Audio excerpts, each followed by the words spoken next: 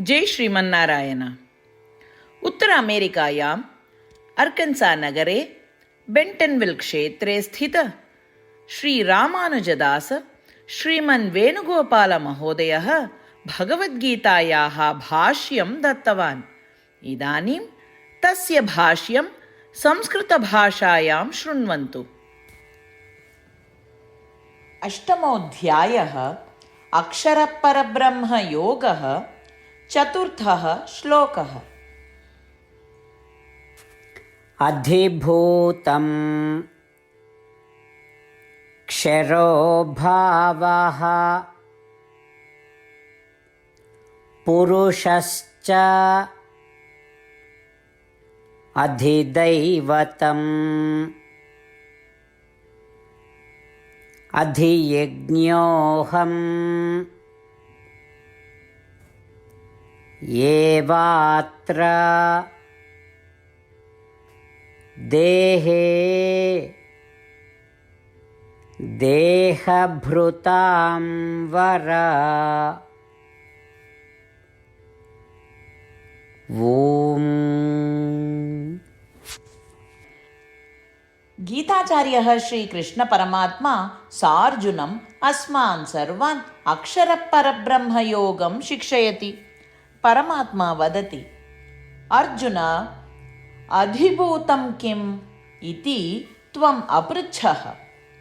शब्द स्पर्श रूप रसगन्धानां क्षयित्वस्वभावः उत क्षरो भावः तथा तेषाम् आधारो पञ्चतत्त्वानि उत पञ्चभूतानि यत् पृथ्वी जलम् अग्नि वायुः तथा आकाशः च अधिभूतं भवति। अधिभूतस्य ज्ञानं केभ्यः आवश्यकम्? ये लौकिकभोगान् ऐश्वर्यं च प्राप्तुम् इच्छन्ति तेभ्यः ज्ञेयः। किमर्थम्? लौकिकभोगाः ऐश्वर्यं धनं सर्वे क्षराः नाशशीलाः इति तैः अवगन्तव्यम्। यत् ऐश्वर्यम् अहं प्रददामि तत् शाश्वतः अव्ययः इति तैः अवगन्तव्यम्। तदा ते मम शरणं प्रपद्यन्ते। तदर्थम् अधिभूतस्य ज्ञानं तेभ्यः भवेत्।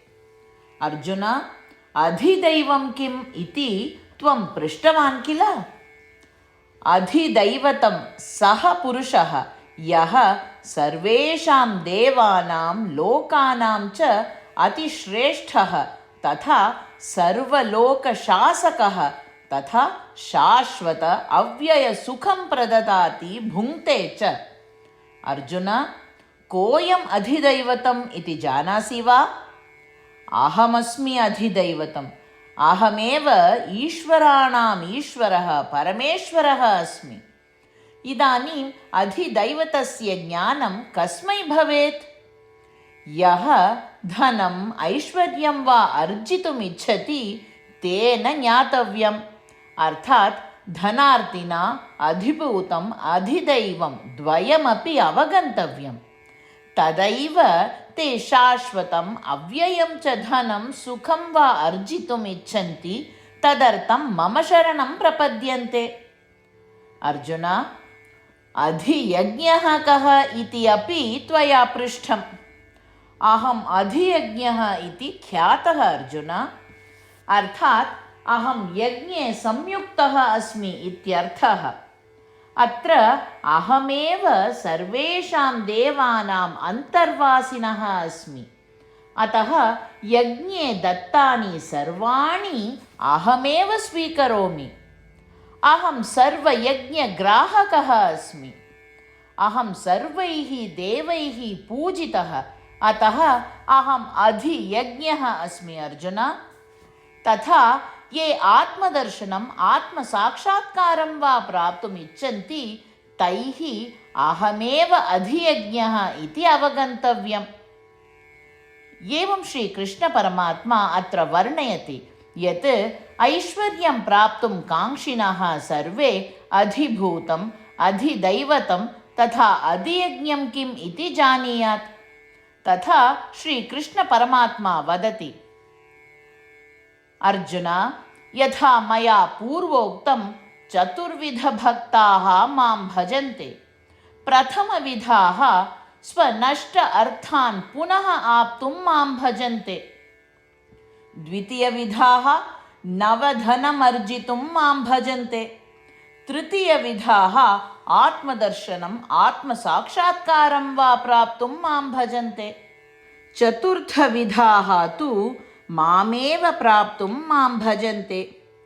प्रथम तथा द्वितीयविधाः भक्तानां प्रार्थना समानाः इति कारणात् तान् एकगणं कुर्मः। अतः इदानीं त्रिविधभक्ताः भवन्ति। अहम् अधियज्ञः इति एतैः त्रिविधभक्तैः ज्ञातव्यम्। एवं श्रीकृष्णपरमात्मा अर्जुनस्य प्रश्नानाम् उत्तरं ददाति।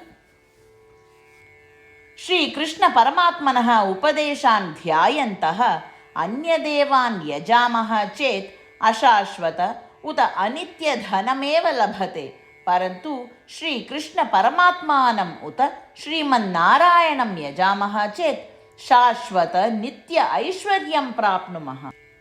श्रीकृष्णपरमात्मनः उत श्रीमन्नारायणस्य शरणं प्राप्नुमः चेत् परमानन्दं प्राप्तुं शक्नुमः, यत् आत्मदर्शनम् आत्मसाक्षात्कारात् उत्तमं भवति। श्रीकृष्णपरमात्मनः उत श्रीमन्नारायणस्य शरणं प्राप्तुं प्रयत्नं कुर्वन्तः श्रीकृष्णपरमात्मनः वचनानि अनुसरामः। अधिभूतं क्षरो भावः पुरुषश्चाधिदैवतम् अधियज्ञोऽहमेवात्र देहे देहभृतां वर। श्रीमद्भगवद्गीतायाः सारांशः, अष्टप्रतिज्ञाः च। श्रीकृष्णपरमात्मना भगवद्गीतायाः 18 अध्याये 65 श्लोकात् 70 श्लोकेषु 8 विषयाः गीतायाः सारांशरूपेण उक्ताः सन्ति। श्रीकृष्णः वदति, एतेषाम् 8 विषयाणाम् अनुसारिणः एव मम प्रियाः, अहं तान् सर्वथा रक्षिष्यामि इति। श्रीकृष्णपरमात्मनः सम्पूर्णां भगवद्गीतां श्रुत्वा अर्जुनः वदति यत् करिष्ये वचनं तव इत्युक्ते, हे कृष्ण, भवान् यथा वदति तथैव करिष्यामि। अत एव श्रीकृष्णः सर्वविधसाफल्येन जयेन च अर्जुनम् अनुगृहीतवान् अस्ति। वयमपि एतान् 8 विषयान् अनुसरेम इति प्रतिज्ञां कुर्मः। अस्य वचनस्य अपेक्षया अन्य पूजा, तपः, यज्ञः किमपि नास्ति एव। एताः 8 प्रतिज्ञाः स्वमनसि हृदये च धारयन्तु। एतया प्रतिज्ञया श्रीकृष्णस्य प्रीतं मुखं वयं पश्येम। इदानीम् अस्माकम् 8 प्रतिज्ञाः। भो श्रीमन्नारायण, यथा सूचितं भवता अहं सदा भवन्तं ध्यायामि। भो श्रीमन्नारायण, यथा उपदिष्टं भवता अहं सदा भक्तो भवामि। भो श्रीमन्नारायण, भवान् यावत् तृप्तिः भवेत् तावत् भवन्तं सेविष्ये। भो श्रीमन्नारायण, मम महती विश्वासः यत् अहं भवतः भक्तोऽस्मि। बद्धाञ्जलि भूत्वा भवन्तं सदा वन्दे। भो श्रीमन्नारायण, अहं भवतः वचनानि स्मरामि। मामेकं शरणं व्रज। भो श्रीमन्नारायण, भवतः चरणे एव आगतोऽस्मि। भो श्रीमन्नारायण, पुनः स्मरामि भवतः वचनं, मा शुच। अहं कदापि न दुःखो भवामि। भो श्रीमन्नारायण, श्रीमद्भगवद्गीताम् अस्मभ्यं दत्त्वा अस्मान् सर्वान् अनुगृहीतवान् अस्ति। प्रतिदिनं भगवद्गीतायाः एकं श्लोकं वा शृणोमि उत वदामि इति प्रतिज्ञां करिष्ये। भो श्रीमन्नारायण, सर्वेभ्यः मानवेभ्यः भगवद्गीता भवता अनुगृहीता अस्ति। अज्ञातेभ्यः जनेभ्यः अपि एतां भगवद्गीतां नेतुं यतिष्ये। भो श्रीमन्नारायण, यथा भवता उक्तं तथा करिष्ये। यथा भवतः इच्छा तथैव आचरणं करिष्ये। भवतः एव सेवां करिष्ये। यदि एवं श्रीमन्नारायणस्य वचनं पालयेम तर्हि तदेव प्रत्येकस्य पूजा भविष्यति। पूर्णविश्वासेन पुनः प्रतिज्ञां कुर्मः। भो श्रीमन्नारायण, करिष्ये वचनं तव। अधिभूतं क्षरो भावः पुरुषश्च अधिदैवतम् अधियज्ञोऽहम् एवात्र देहे देहभृतां वर। ॐ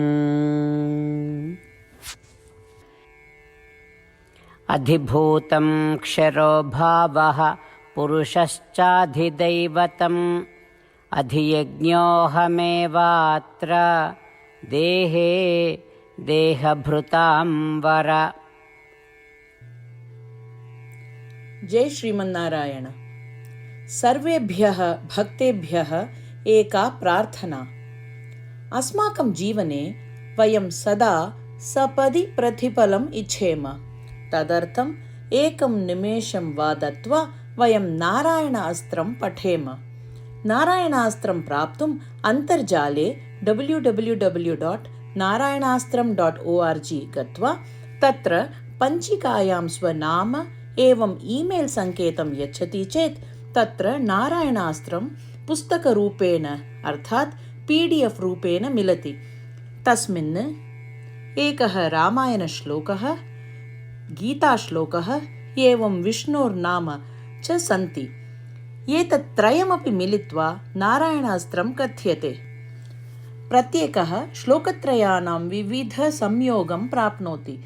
यदा प्रत्येकः नारायणास्त्रश्लोकं 24,000 सह पठति अथवा शृणोति तदा सम्पूर्णं रामायणपारायणस्य एकमण्डलं, श्रीमद्भगवद्गीतापारायणस्य 33 मण्डलं, श्रीविष्णुसहस्रनामस्तोत्रस्य 24 मण्डलं च समापनं भवेत्। प्रतिदिनं यदि एवं क्रियते तर्हि अद्भुत एवं विशेषपरिणामः भवति। अतः भवन्तः एवं भवतः कुटुम्बजनाः अपि सपदि नारायणास्त्रं प्राप्नुवन्तु इति प्रार्थये।